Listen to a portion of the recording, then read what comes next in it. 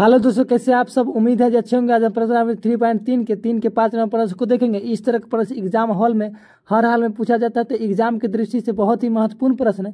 अगर इससे पहले का वीडियो अगर नहीं देखें आप लोग तो प्ले लिस्ट पर प्ले लिस्ट में जाकर देख लीजिएगा। उम्मीद है कि आपको एक बार में सारा चीज़ें क्लियर हो जाएगा। तो चलिए वीडियो को हम स्टार्ट करते हैं। यदि किसी भिन्न के अंश और हर दोनों में 2 जोड़ दिया जाए तो वह 9/11 हो जाती है। यदि अंश और हर दोनों में 3 जोड़ दिया जाए तो 5/6 हो जाती है। तो सबसे पहले हम भिन्न क्या होता है हम लोग समझते हैं। तो भिन्न बराबर होता है अंश बटा हर।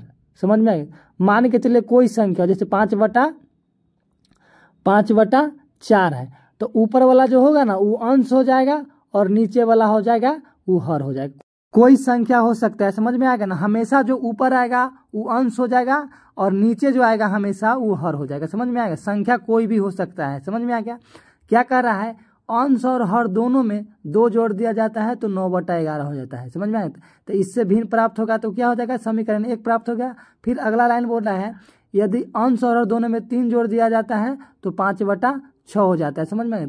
तो इससे क्या होगा, इससे समीकरण 2 प्राप्त होगा। समझ में आएगा ना। उसके बाद हम लोग क्या करेंगे, भिन्न ज्ञात कर लेंगे। समझ में आएगा ना। और एक्स वाई का मान हम लोग ज्ञात करें। तो क्या करते हैं हम लोग, सबसे पहले हम लोग अंश और हर को मानते हैं। तो यहाँ पर लिखेंगे हल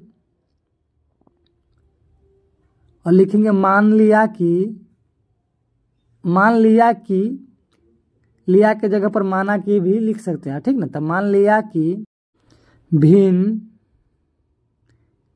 के का अंश बराबर x और हर बराबर y है। समझ में आया ना। इसीलिए भिन्न बराबर अंश बटा हर। तो क्या हम माने हैं, भिन्न अंश बराबर x और हर बराबर y, तो y। तब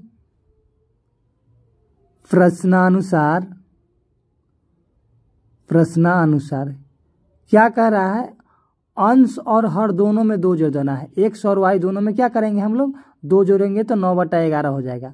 तो x बटा y दोनों में क्या जोड़ना है, 2 जोड़ेंगे तो क्या प्राप्त होता है 9/11। तो यहाँ पर 9/11 हो। समझ में आएगा ना। अब क्रॉस गुना करेंगे, 11 से x + 2 में गुना करेंगे और 9 से y + 2 में गुना करेंगे। ठीक है। तो 11 से x में गुना करेंगे तो 11x हो जाएगा और 11 से 2 में जब गुना करेंगे तो 22 हो जाएगा।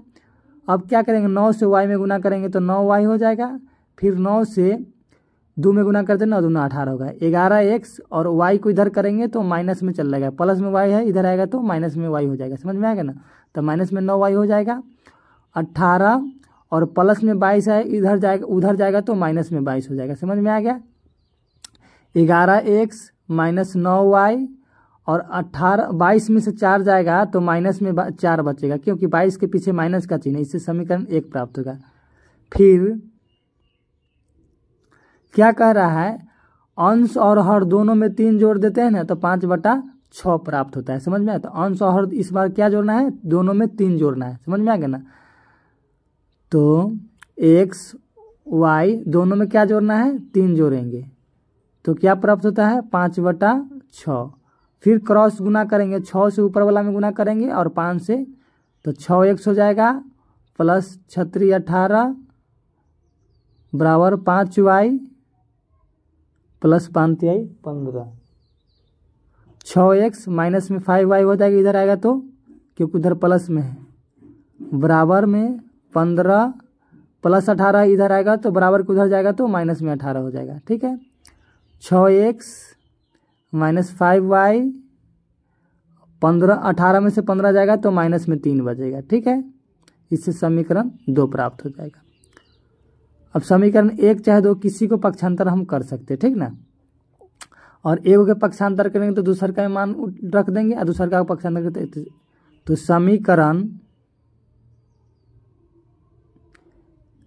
2 से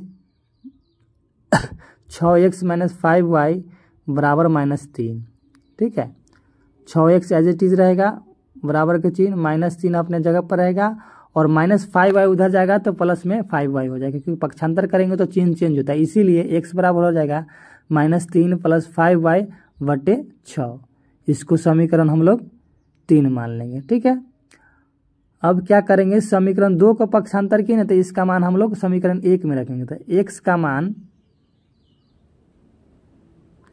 समीकरण 1 में रखने पर, क्योंकि 2 का पक्षांतर किए तो 3 बना, इसीलिए 1 में रखेंगे। अगर 1 को पक्षांतर करते तो 2 में रखते। तो समीकरण 1 यही है, 11x - 9y बराबर -4। तो 11x - 9y बराबर -4। 11 और x की जगह पर क्या रखेंगे हम लोग, -3 + 5y + बटे 6 और माइनस में 9y बराबर -4। अब क्या कर देंगे, 11 से -3 में गुना करेंगे तो 11 तिहाई 33 हो जाएगा माइनस में। 11 से 5 में गुना करेंगे तो 11 पचे 55y हो जाएगा, ठीक है। और बटे 6 तो 6 और माइनस में 9y बराबर -4। समझ में आ गया। माइनस में 33 + 55y और माइनस में 9 तो 9 छक 54 हो जाएगा, क्योंकि 9 के बट्टा में 1 मानेंगे, 1 6 का एलसीएम होकर 6 हो जाएगा। और माइनस में 4, माइनस में 33 और 55 में से 54 जाएगा तो 1 y बचेगा। समझ में आएगा ना। तो प्लस में y बचेगा और 6 और 4 को गुना करेंगे तो माइनस में 24 हो जाएगा। समझ में आ गया।